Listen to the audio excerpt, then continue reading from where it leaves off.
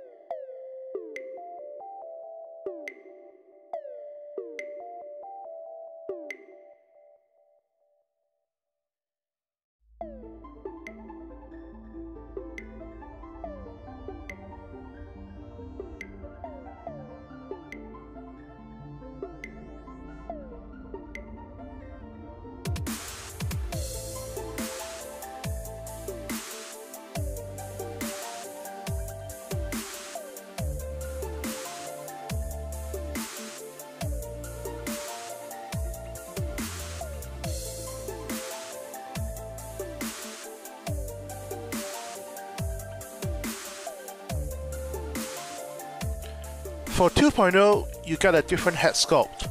Basically, a different hairstyle and a slight tweak in facial expression.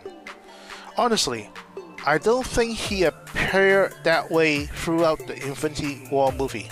Maybe it's just me. I think most of us would prefer a better damaged Doctor Strange head sculpt instead. Now, let's take a look of the 2.0 versus 1.0. I think both are excellent sculpt. It's just a preference. You can't go wrong with either one.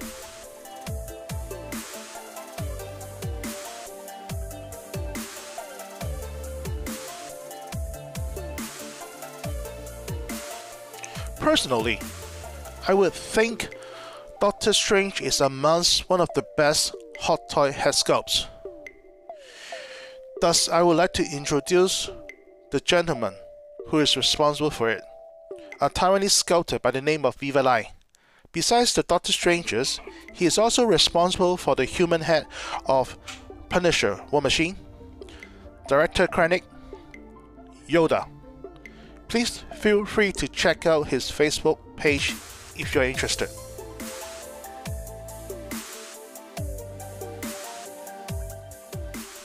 Let's play a game.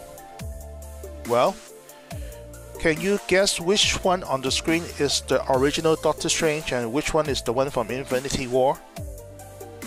It's hard because both are very similar, maybe some changes in the coloration or the paint application, as both are essentially the same. Very nice details nevertheless.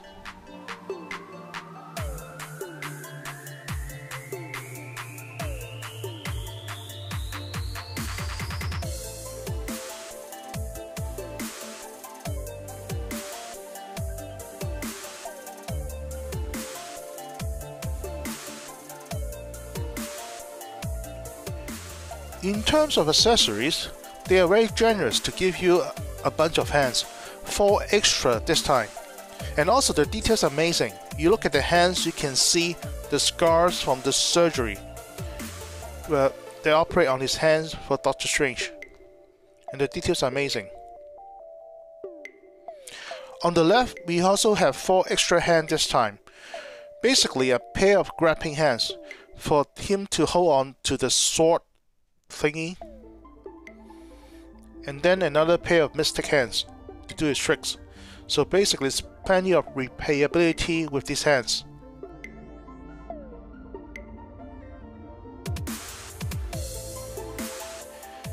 It also comes with a ton of accessories. Besides the pizza plate from the first version, the Eye of Agamotto, the open version and closed version, the sling rings, and also the special effect when you use the time zone, the green circle thingy.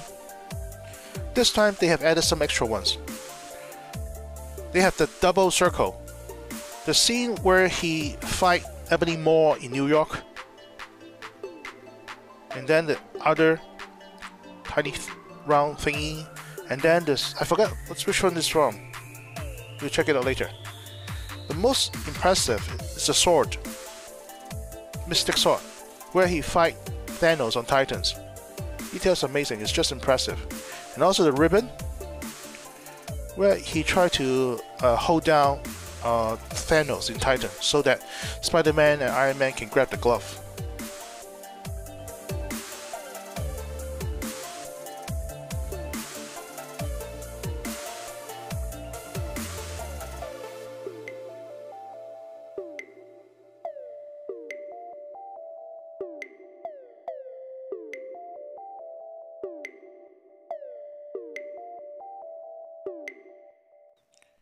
As usual, it comes with the standard Infinity War series hexagon base stand, this time with a dynamic stand.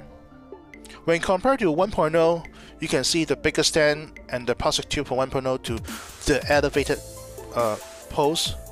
Personally, I prefer the original dynamic stand as it is a bigger pace and you have a longer dynamic stand for more creative poses.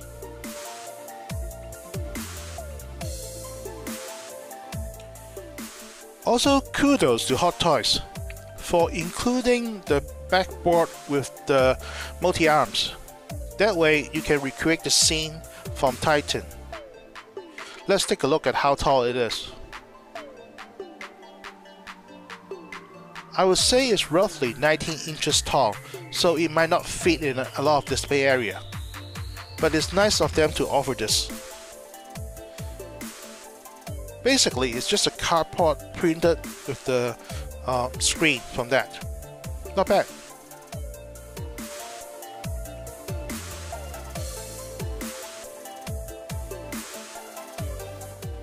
If you don't like the backboard, let me introduce you to Marco Art.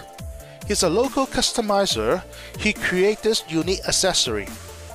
Basically, the multi-arms you can attach to your Doctor Strange figures.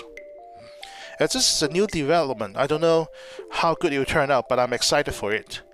He do the sculpting, the printing, and the modification by himself. So if you're interested, feel free to drop him a message. I think he's taking pre-order.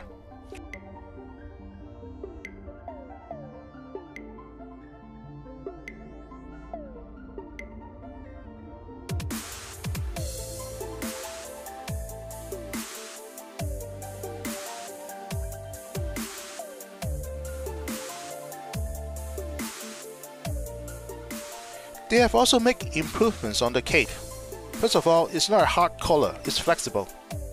And also, they use the magnet to attach the cape to the Doctor Strange. So basically the same concept as Star Wars Kylo Ren cloak. The tailoring is slightly different. You can see a thinner collar and more detail. However, the wire on the capes are weaker this time, so thus you might not be able to pose a lot of dynamic poses. Well, let's take a look of this against 1.0 cape.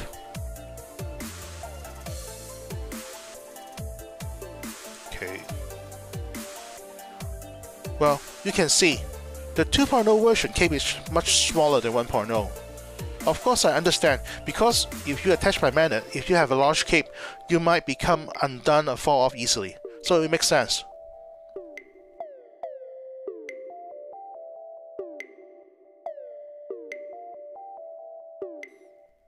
In terms of the collar, 2.0 is a flexible, while 1.0 is a hard case, hard shell. not flexible, and also the color is very thick, and it's kind of hard to position.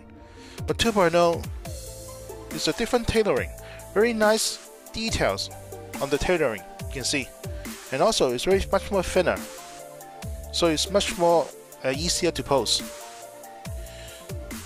So in summary, I think 2.0 is more suitable to play with, and 1.0 might look better if you do a posing or photo shoot.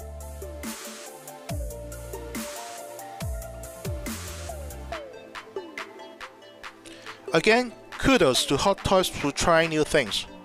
They started using the magnet for the capes on Kylo Ren. Now they use it more and more on figures. Basically, you have 2 magnets on the cape and 1 on the back. Somewhere right here. They hide away easily under the garment. Also, the same with the shirt. 2 in the front and 1 in the back. If you don't look closely, you might not notice. So the best part is that with the magnets, you just have to toss it on and it will automatically fall into place. You don't need to make too much of adjustment. You just push down the collar and that's it. Quick and easy. Not bad.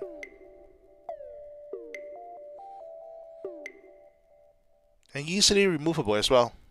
There you go. Now take a look at 1.0, the hot collar. The hot shoulder. You need to fuss a little bit because of the shape. Try to get it sit tightly. And also the collar.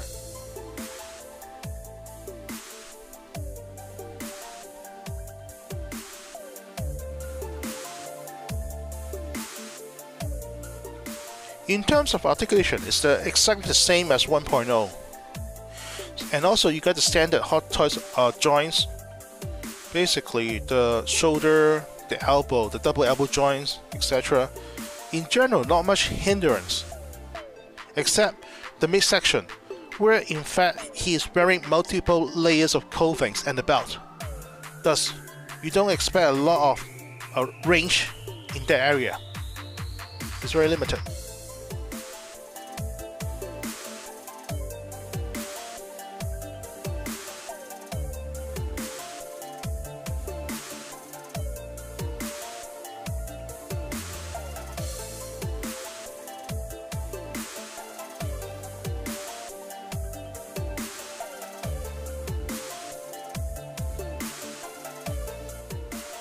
In summary, I am impressed with the 2.0 release because it comes with much more accessories and also the improvement on the capes. For the head sculpt, it's a toss-up. Strictly your preference, because some people prefer the original version, some people prefer this one. For me, I would much rather they release a better damaged version from the movie. Well, but that's another day. Let's say if you don't have a 1.0, definitely get this one. If you have 1.0, you might think twice because it's so much similar. For me, I have yet to decide which one to keep. Maybe I'll get one to have the hair rooted later on. Well, that's it for today. See you guys next time. Cheers, bye.